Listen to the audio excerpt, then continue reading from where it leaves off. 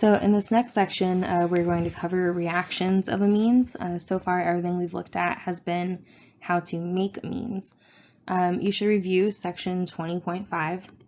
It covers a bunch of reactions that you've seen before: acid-base reactions of amines, alkylation through substitution, and acylation, which we actually just revisited in our last practice problem. It also covers electrophilic aromatic substitution of aryl amines. So think of doing EAS with aniline, and remember that aniline is going to be a highly activated benzene ring, and it's going to favor orthopara products.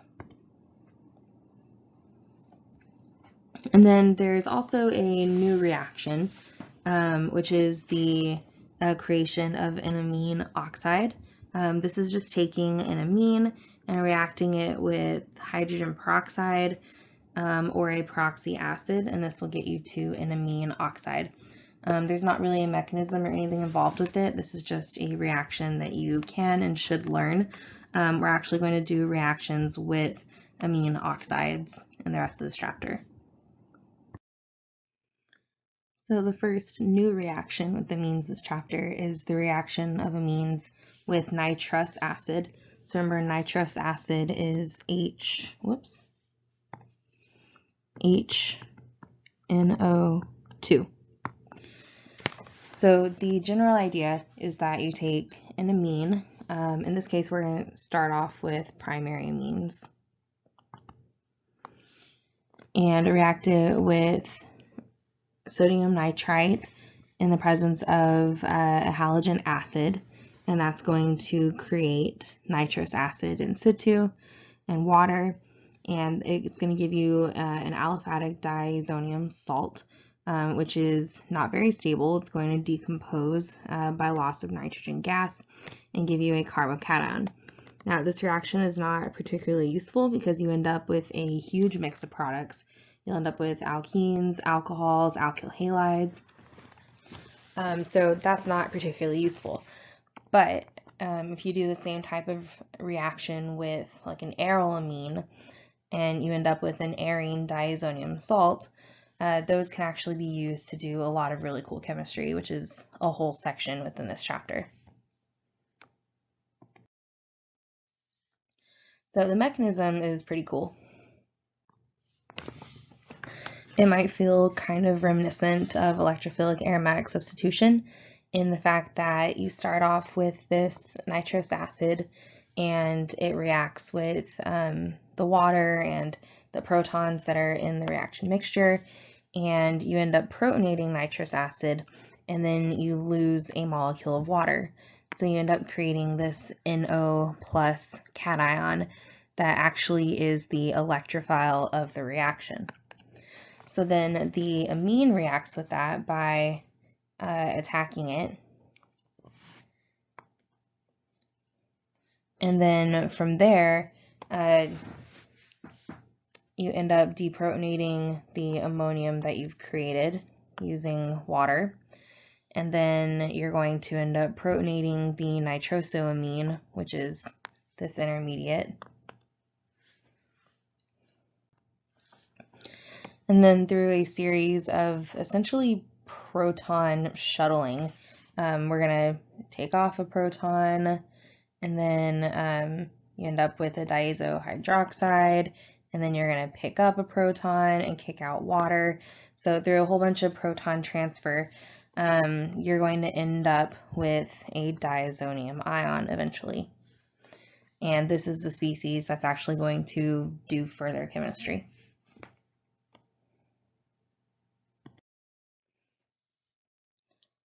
Secondary amines are also able to create stable compounds by reaction with nitrous acid and sodium nitrite. They're going to create N-nitrosoamines. And nitrosoamines tend to separate from the reaction as yellow oily compounds. Tertiary amines also do some chemistry with nitrous acid. So if you react a tertiary amine, remember aliphatic means alkyl groups, you're going to end up with an amine salt and also an N-nitroso-ammonium compound.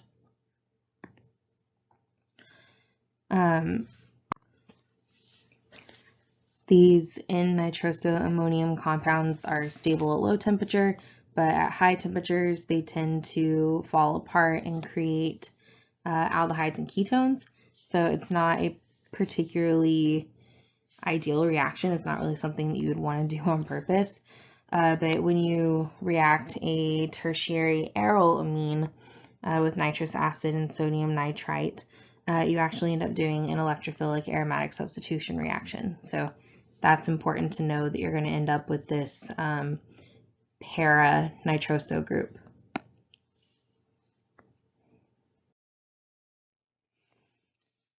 So the arene diazonium salts that we looked at a little bit ago are useful because the diazo group is actually a pretty good leaving group for some substitution reactions.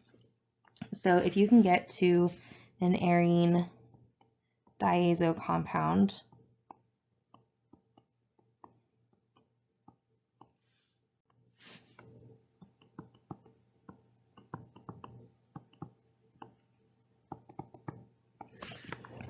you can then do a reaction with several different types of reagents that can give you new functional groups on your benzene ring.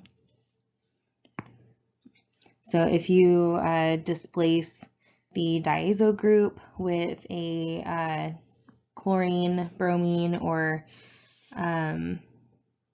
cyanide using the copper salts, this is called a Sandmeyer reaction.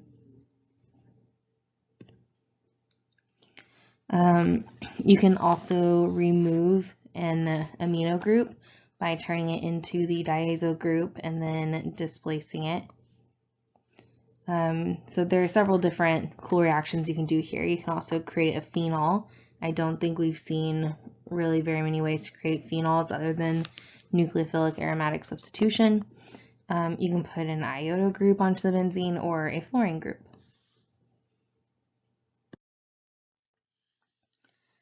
So the Sandmeyer reaction, using those copper 1 salts, is pretty straightforward. You can take an amine, an aryl amine, and convert it to a diazo group using similar conditions, a halogen acid and sodium nitrite. And then once you have your diazo compound, which is this group here, you can introduce your copper 1 salt, so copper 1 chloride, bromide, or cyanide, and you're going to end up displacing the diazo group and also releasing nitrogen gas, which the nitrogen gas leaving the reaction mixture will be one of the big driving forces for this reaction. You can also do a replacement by iodine or fluorine. This is not a Sandmeyer reaction. This is just a displacement of the diazo group. So in order to put an iodine onto the benzene ring, you can have your diazo group and then add in potassium iodide, and you're going to end up with an iodo group on your benzene. If you want to put on a fluorine, you have to use a little more interesting reagent. So you're going to have to turn it into the diazo compound and then add in HBF4. Now what this is going to do is give you a supply of fluoride ions, and then you'll end up releasing nitrogen and boron trifluoride, which is more stable.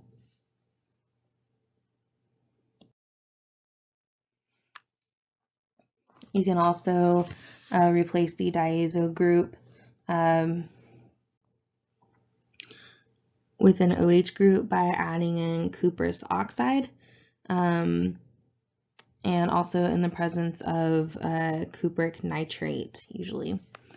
And that will allow you to displace the diazo group with the phenol.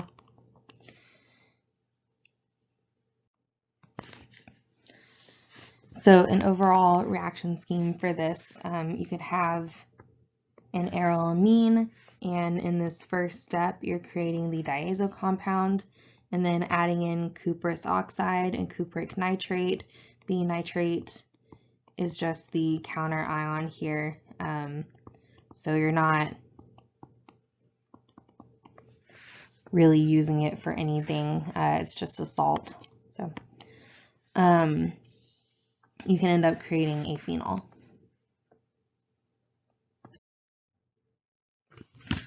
One of our other reactions we can do is to take an amine and through conversion, and by conversion to the diazo group, end up actually replacing it with a hydrogen atom. Now, in this overall scheme, it looks like there's a lot more going on, and that's because this is actually a synthesis here. They're showing us a way to take an orthopara director and add on another group into a position that is actually meta to the orthopara director. So this would be a reaction that you could do if your goal was to end up with two orthopara directors meta to each other. So if you wanted to end up with M-bromotoluene, you could start off with p-toluidine, which is having an amino group on a molecule of toluene. So that name is kind of a hybrid between toluene and aniline. And then they added an acetic anhydride in order to make the amide. By doing that, you've actually put on a group that is orthopara directing, just like the amine was and the alkyl group, but the amine is very, very reactive. The amide is going to be a little less reactive, so you can control your bromination a little better. The amine probably would have led to multiple brominations. So by turning it into the amide, they've avoided that. And then they hydrolyzed the amide in that last step to bring back the amine. So then from here, in order to get rid of the amine, they first turn it into the diazo compound. And then by adding in aqueous hypophosphorus acid, which is H3PO2, they displace the diazo group with a hydrogen. So if this were a synthesis that you needed to do, there'd be quite a few steps here. If you were starting off with toluene, you could add on a nitro group and then reduce it, but you're going to end up with a mixture of ortho and para, but you could do that. To start off with p-nitrotoluene.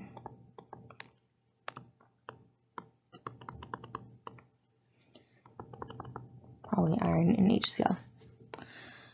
Anyway, so a really cool way to get around some of the limiting factors of aromatic chemistry.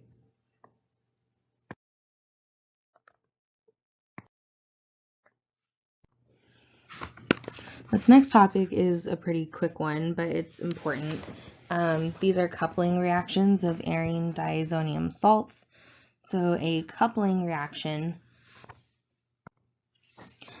is a variation of an electrophilic aromatic substitution reaction where you have your electrophile, which is the diazo compound, and you have an activated benzene that's going to prefer an ortho or para addition.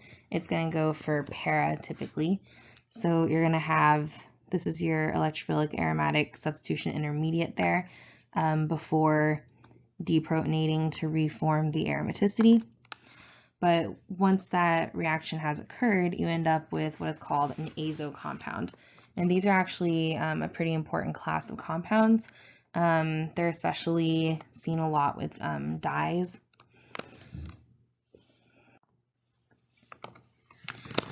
So for example, you take a benzene diazonium chloride salt and react it with phenol in slightly alkaline conditions. We'll talk about why in a little bit. and you would end up with p-phenylazophenol, which is an orange solid. So this was literally just an electrophilic aromatic substitution reaction. You can see the mechanism up above the electron flow. You could also do this with aniline derivatives because they're also going to be highly activated benzenes. The conditions for this reaction are using sodium acetate actually to keep the pH a little higher. So arine diazonium ions are weak electrophiles. They only react with highly activated benzene compounds, so phenols and tertiary arylamines. And they occur most rapidly in slightly alkaline solutions. We're going to talk about why in a second. So, for example, phenol is a highly activated compound, but it turns out that it goes through coupling reactions quite slowly, but phenoxide goes through coupling reactions very quickly. However, you have to be careful with your alkaline conditions. If the concentration of hydroxide is too high, you're actually going to end up with a reaction between the diazonium and the hydroxide, which will give you a diazohydroxide, which cannot go through a coupling reaction. Amines also have a little bit of an issue. They couple as amines, but not as aminium salts. And so you actually need to keep the pH between 5 and 7. This is going to allow the concentration of the arine diazonium cation to be at a maximum, but it's going to prevent there from being way too much of the aminium salt.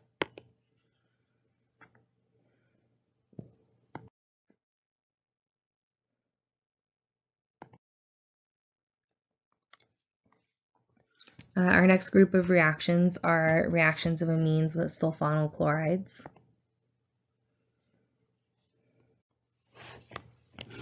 So in these reactions, a primary or secondary amine can react with a sulfonyl chloride to create an N-substituted sulfonamide. The reason why is that they can do some pretty cool chemistry themselves, so we're going to get to that in a second.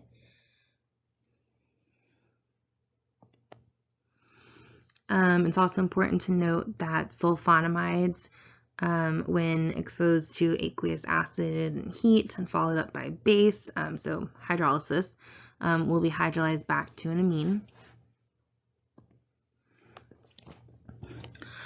So one of the cool things is that if you react a primary amine with sulfonyl chloride, you should still have another hydrogen on that amine, which can then be deprotonated. And you can then do a controlled alkylation of the amine.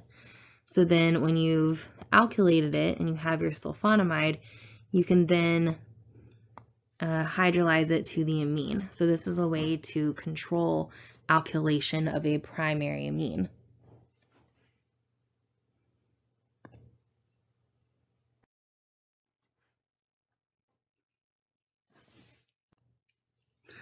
So this brings us to an important class of organic compounds called sulfa drugs.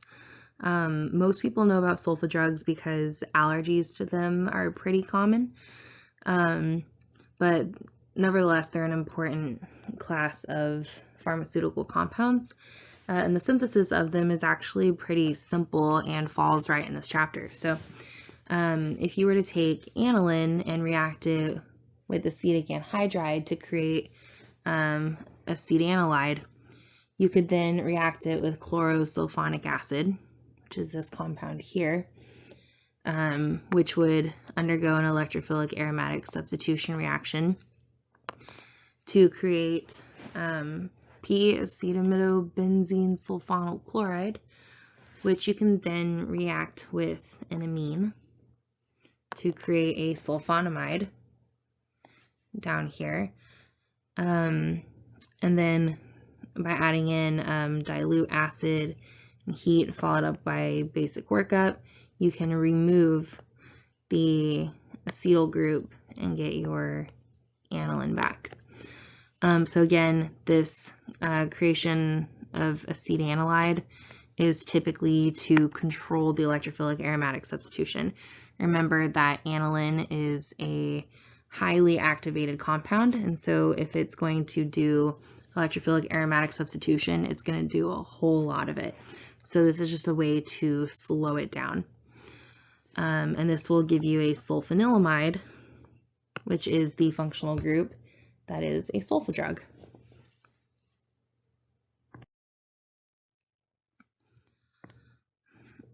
So we only have a couple more topics left in this chapter. The first one is the Hofmann elimination. This is an E2 type elimination of a quaternary ammonium hydroxide. This follows the Hofmann rule, which means that they tend to form the least substituted alkene. So this is different from our previous Zaitsev rules for elimination.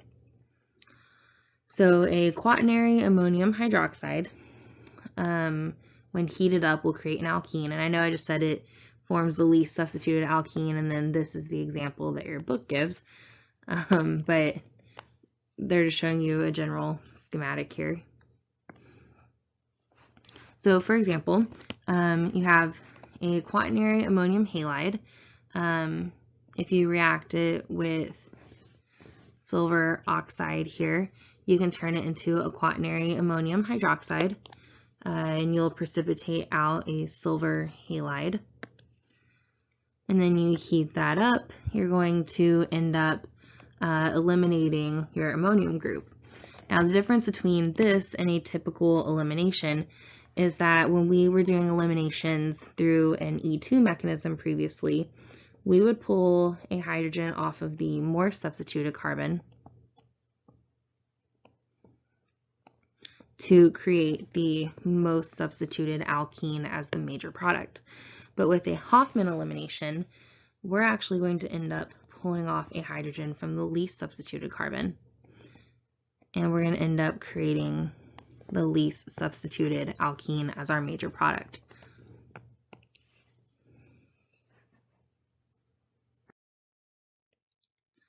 One more type of elimination is the Cope elimination. This works with a tertiary amine oxide. So towards the very beginning of the chapter, I showed you the oxidation of an amine to create an amine oxide and said we're going to use this later. By later, I meant the last slide of the chapter, pretty much. So the Cope elimination, proceeds through a syn elimination that goes through a cyclic transition state. So in this situation, if you wanted to do a Cope elimination, you would have a tertiary amine, which you would oxidize using hydrogen peroxide, which again was at the beginning of the chapter. And then you would heat it up and you'd end up with an alkene, and you end up eliminating a dialkyl hydroxyl amine.